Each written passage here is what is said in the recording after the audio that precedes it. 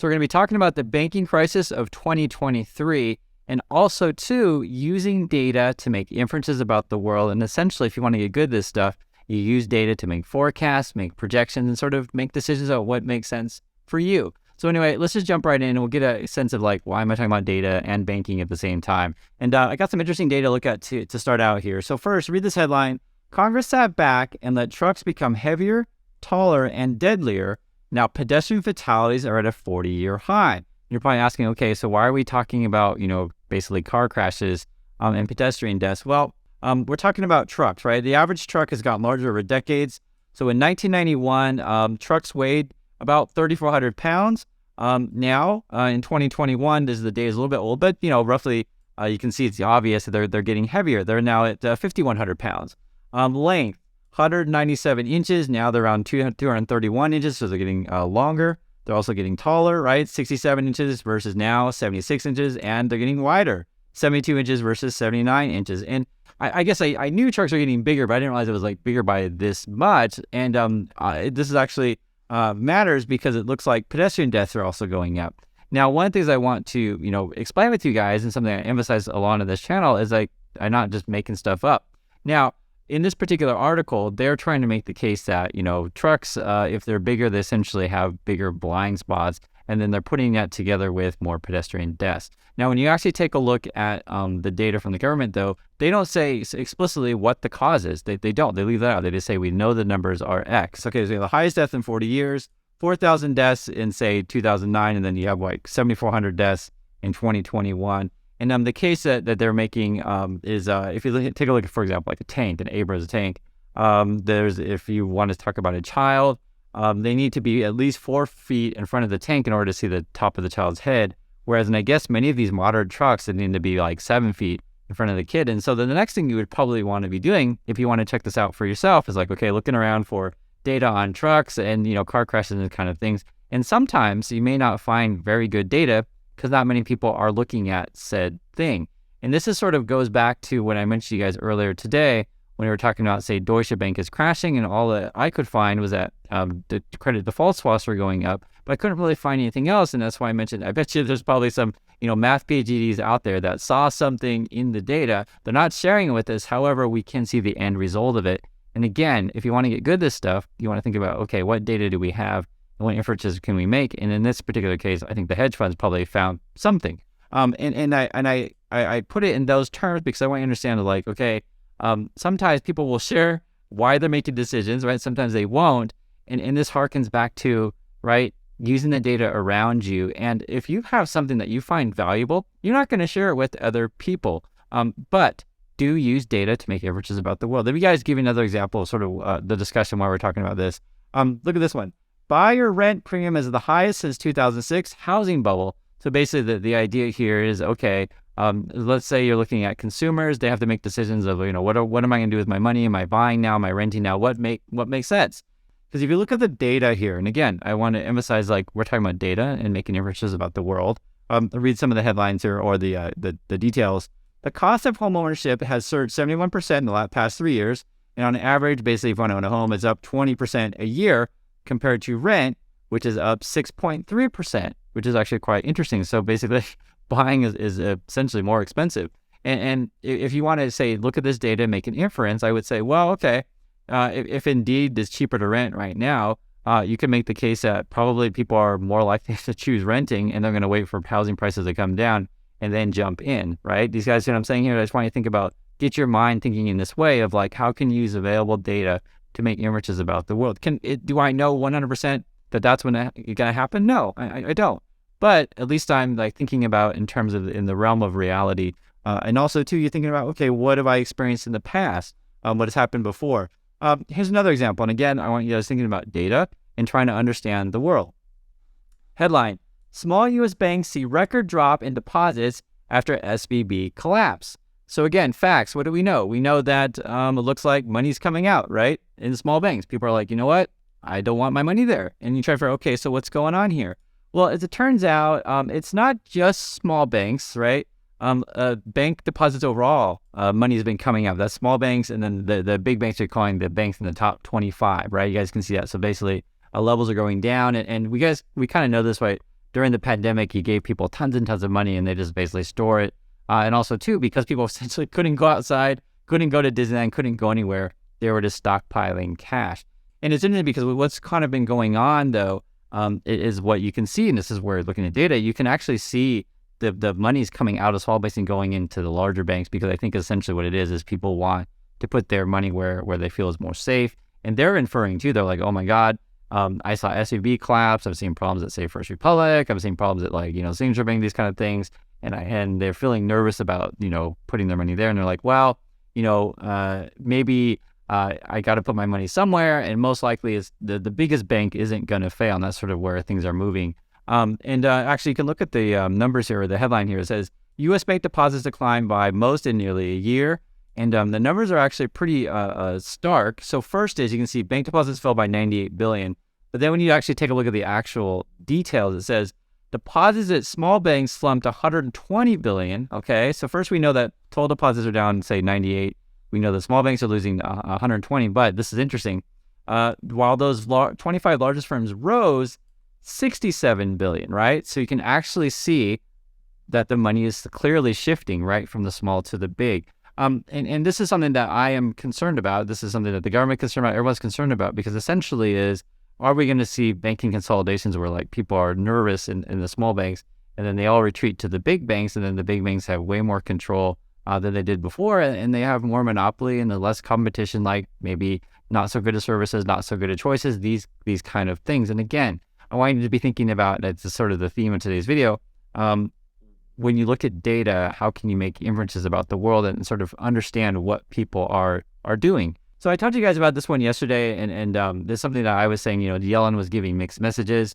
And that's funny because it always feels like that, where I'll mention something to you guys like a couple days, prior, and then the next day I'll see an article that kind of confirms of what I was seeing. It's just kind of funny. Maybe they're watching my videos, who knows? But look at the headlines here. Yellen and U.S. regulators say some banks are under stress, but financial system is sound, right? So that's the headlines, right? But if you understand what's going on, though, because sometimes headlines don't necessarily reflect exactly everything, you got to read the details, mixed messages. And this is something that I talked about a couple days ago. Over the past week, investors have struggled to interpret messages on the issue.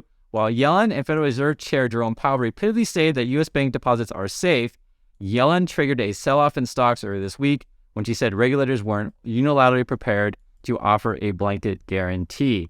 And basically what's going on, you put all of these things together, right, trying to help you guys understand it, is remember Yellen first, they're saying, okay, we're going to give, money to everyone and insure everyone and make sure everyone's okay. And that was to like the lobbyists and bankers, right?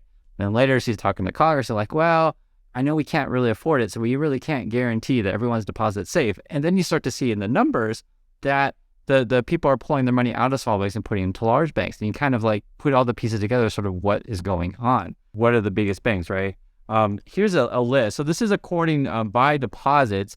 And, I don't have these things. I probably saw at the top of my head. So that's why, literally you look it up to make sure you have the list. So the big banks, so that's going to be JP Morgan's your top one. They got $3.2 trillion in assets.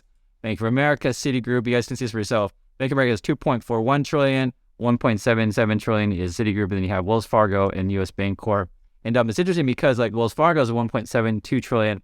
But then when you get to like US Bank Corp, then you got to get to like $585 billion. Like they it's a real drop off. So it's really the biggest banks are like the top five. And then once you start to get down and say like, for example, First Republic, which is in question, like who knows what's happening with that one. They're at $212 billion. And this is the 14th largest bank. And I think it is a problem when we're so top heavy. I'm trying to use data that I have in front of me and figure out where are the trends, how can I forecast things, and what are people thinking. And this topic sort of came up when I saw so many things in the headlines that are kind of making me feel like we got to be, helping each other in this way. And this is sort of why I'm also many times in this channel where I like having a community with you guys where we can chat about these things, because here's another one. And I asked for help from friends in Europe because our news may be different than yours. I mentioned that before. Read the headlines here. Hedge fund seen targeting Deutsche Bank, an irrational slide. And it was crazy because essentially what it was, we knew that credit default swaps are going up. So basically the insurance to, insure these banks, because essentially insurance is essentially a measurement of risk. And if you think like, okay, the banks are at risk, maybe it could be corporate bonds, maybe there's a bunch of loans. Someone sees something, right? And this is where like we didn't know. I keep checking everywhere and it's like, what's going on? And what we do know, and to us, we talk about, say, facts to make inferences about the world. What we do know, the last couple of weekends, it was like a couple weeks ago, it was SVB over a weekend. Basically, the thing folds and the government steps in. It was like on a weekend. And then we had like Credit Suisse, and it was like on a weekend where like UBS made the deal, and then like they were like, it was like live in the news that they were bidding on Credit Suisse. It was like the bid started at $1 billion, ended up being 3.2 billion. I think it was the final one, but it was all on a weekend. And then like you go to say this week, and like maybe and people were like, okay, crap, I don't want to hold Deutsche Bank over the weekend because I saw it happen the last 2 weekends. Now there could be nothing there to it, right? They're just inferring using data that they have to figure out, okay, I think there could be a problem, or someone might actually know something. And it's actually interesting. I kept checking the news, and I was like, okay, so what's going on? All I know is like there's this fear of Deutsche Bank, something bad's happening, and credit default swaps going up. That's it. And I'm trying my best to like sort of like help you guys understand what the thinking is around this thing and what it could be. This one I just don't know, other than the credit default swaps are going up, and that's why I asked for friends in Europe. And I want to talk about this as well, to where, you know, understanding the financial world. I've been around this world quite a long time. You guys may not know. I went to Penn, and I always mention that is because that's essentially the finance school. A lot of my friends work on Wall Street, these kind of things, and have been around these kind of people. And I saw this kind of headline, and I really want to emphasize to you, this is regarding First Republic, because this is how the world works. And for people who, you know, just haven't had any experience with this, there's nothing wrong with not knowing. This is how you learn. We're talking about it. Take a look at this. Headlines. First Republic bank founder earned a big payday, as did his family members. And as it turns out, it's like the founder here, and then his son and brother-in-law are in on the gig, right? I'm not making it up. So the guy's name is Herbert. He got 17.8 million in 2021. And then it says like Herbert's brother-in-law earned 2.3 million in advisory role, and then the son got 3.5 million. And it's like, why am I mentioning this? Because I want you to say, okay, this is just facts. It's not like just making stuff up. It's facts, and you're making inference about the world. And the more experiences you get in this, you realize, okay, I get it. We're talking about finance. A lot of times some of these top jobs are done by basically who you know, or if you're born into it. And it's something I talk about a lot on this channel, because sometimes I just want to emphasize to you guys, you don't understand, if you've never been in this world, that like how much relationships and connections really matter. And sometimes they don't necessarily always pick the best person for jobs. That is a real thing. And you can see in this world, right? And I don't think it's hard to see, like when you're just picking your like literally brother-in-law and kid, you're probably not looking at everyone. you're just literally giving them money, and that is a sign of corruption. And there's something else too, which this is probably going to be the most controversial story that we talk about today. But again, I want to emphasize over and over again, look at the data that you have and try to make, you know, forecasts, inferences, and projections about the world, and try to have your best to understand it. Now, this one I say is the most sort of controversial one, because it's frankly really weird. And this is what it is. So we're talking about Peter Thiel here. And if you know the thing with Peter Thiel, you can see here, there's the headlines. Peter Thiel Founders Fund got its cash out of Silicon Valley Bank before it was shut down. Basically, Peter Thiel, he's part of the, I believe they refer to as like the PayPal mafia, and he knows Elon Musk and stuff like that. But basically, he's in the VC world, venture capitalist. And essentially what it was is he was messaging all his friends and stuff like that. And it also became public on Twitter of like, hey guys, you know, time to get the money out. And that's essentially what the bank run was. And he may have to testify in front of Congress regards to his role in this, because bank runs don't happen unless everyone decides to like get their money out at the same time, based on thinking that someone else is getting their money out. And he was sort of one of the people that first made the call. Now, the reason why I say this is the controversial one, because there's something really odd that happened, and I'm not making this stuff up. Look at this headline. This is really weird, and I want to be sensitive about this one because it's just a bizarre one. Peter Thiel's reported romantic partner was found dead in Miami. Police are investigating as a possible, and as I don't want to say on YouTube, but you know, hurt himself. And I find this thing really, really strange. So this was the most weird story of the day. And, you know, like I said, I want to be sensitive about it, but it is odd where like essentially the thing that's causing a whole of our banking crisis, the guy who's at the center of the one who started it, and then his lover, he's gay. So that's why they say romantic partner, but, is dead. And I find that really, really odd. So I don't know what to infer on that one. That's why I wanted to bring it up to you guys. If you guys have any thoughts on this thing. Peter Thiel is also heavily involved in politics, and this could be nothing. That could be completely unrelated. The same way with, say, the truck thing, whereas, we know that trucks, say, are getting bigger and heavier. We also know pedestrian deaths are going up, but it doesn't necessarily mean that one thing causes the other. We don't know. We just have, facts and data in front of us, and we have to make inferences about the world.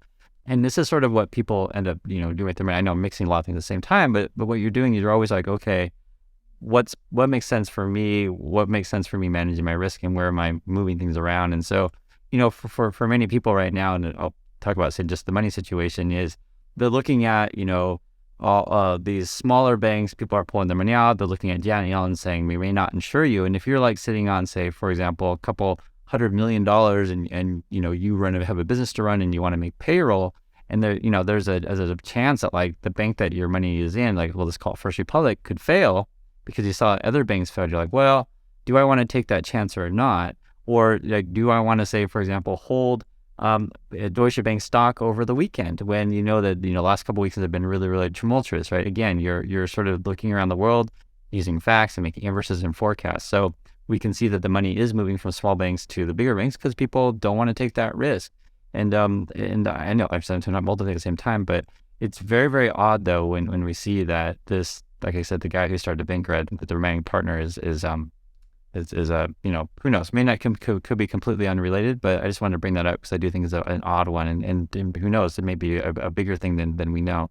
So anyway, just wanted to let you guys know all these things to sort of kind of give you an inside peek of sort of how I think about the world, and so how I try to present stuff to you guys on the channel, and also to be sensitive about things. I think all of these things are related, and also too, I enjoy our discussions because I think it's important, again, to help each other decide what's going on in the world, and help each other figure things out, because I don't always know everything.